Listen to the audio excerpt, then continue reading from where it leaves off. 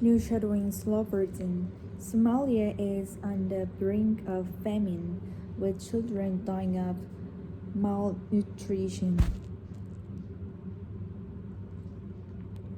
A nervous mother watches on as doctors examine her immanaged son.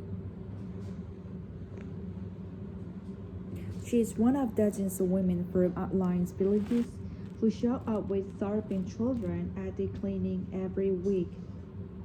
The pigs die, and if the situation continues like this, it could be possible to into farming, and that will be more tragedy.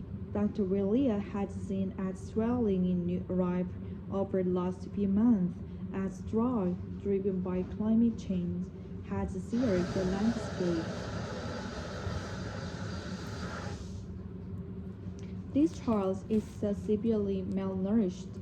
It's developed a condition called edema, and he have a swelling on both nose and face, even the abdominal. Another woman, Shamay, made a 65-kilometer journey on foot to get help for his sick son. I would like my children to be able to grow up. If he survives this, then I will survive too. Across Somalia, the worst drought is half-century. It's causing catastrophic hunger as crops fail and livestock perish. Hundreds of thousands of people are being driven to starvation as the famine now looms. Many have become refugees in their own country, fleeing their homes to reach camps like this, where they hope to find better chance of survival. It's not much. They tend to cobble together with sticks and available scraps. There's no electricity or proper toilets. Everyone here has a story of hardship. After her 40 cows collapsed in heat, Kitaba Abdi Zain arrived with her children only days ago. One child already contracted measles, and she feels her body began to fade. We're dying of hunger.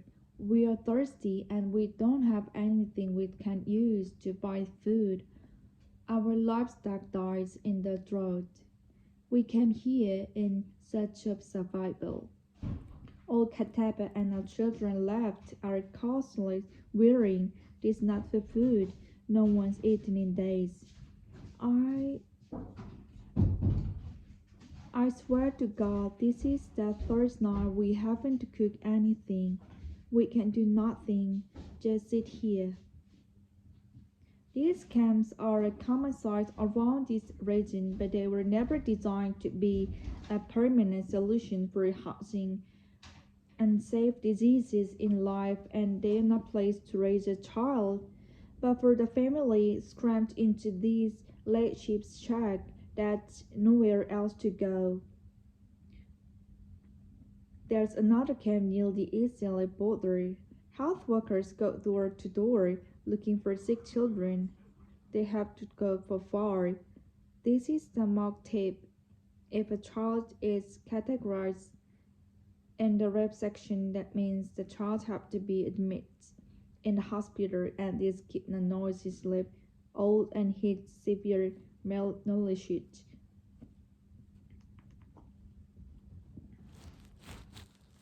Outside the clinic in this camp, a crowd of women clutching failed infants gathered, desperate to see one of the house workers inside. We we screen the feebly malnourished children here every day. Every month it's worse than the preceding one. Jonah has brought her baby. His condition got worse every night. She says he was discharged yesterday but started to have the diarrhea. The boy is drastically unweight and a quick arm reading, an extremely case of malnutrition. Once Jeanette's child recovered, she'll be able to return to camp. But for many, that's where the cycle began again. Tom Joyner, ABC News, Somalia. What more? A nervous mother watches on as doctors examine her imaginative son. She is one of dozens of women from outlying villages. She shows up with starving children at this clinic every week.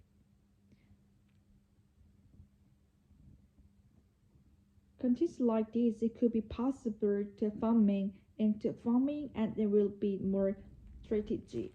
Dr. Willia has seen mass swelling in new arrival over the last few months. A drought driven by climate change has seared the landscape.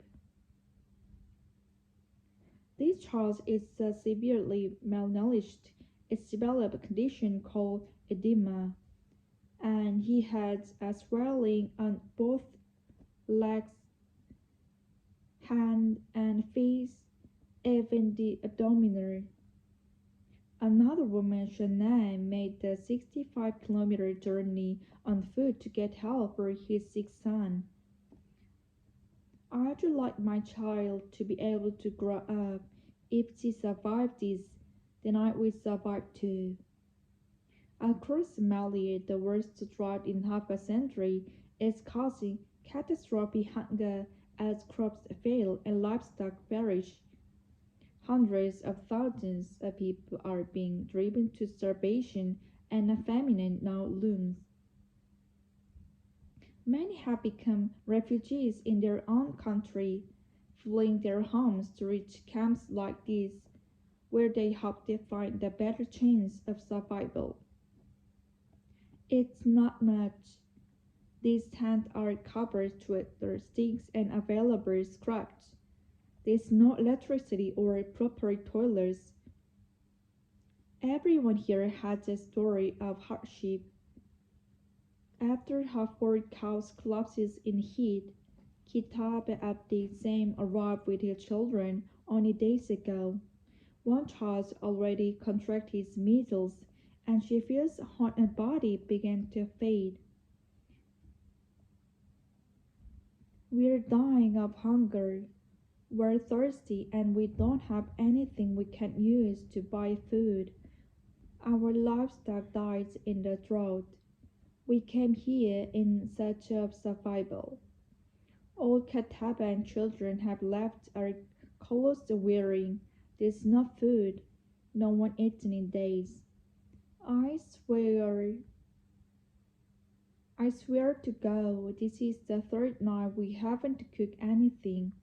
We can do nothing but sit here. These camps are a common sight around this region, but they were never designed to be a permanent solution for housing. There are safe disease in rife, and there's no place to raise a child. But for the families cramped into these metro shifts, there's nowhere else to go. There's another camp near the Ethiopia border. Health workers go door to door, look for children. They don't have to go far. This is a mock tip. If children is categorized as sleep section, that means the child have to be admitted in the hospital, and this kid now is 11 months old and he's severe malnourished.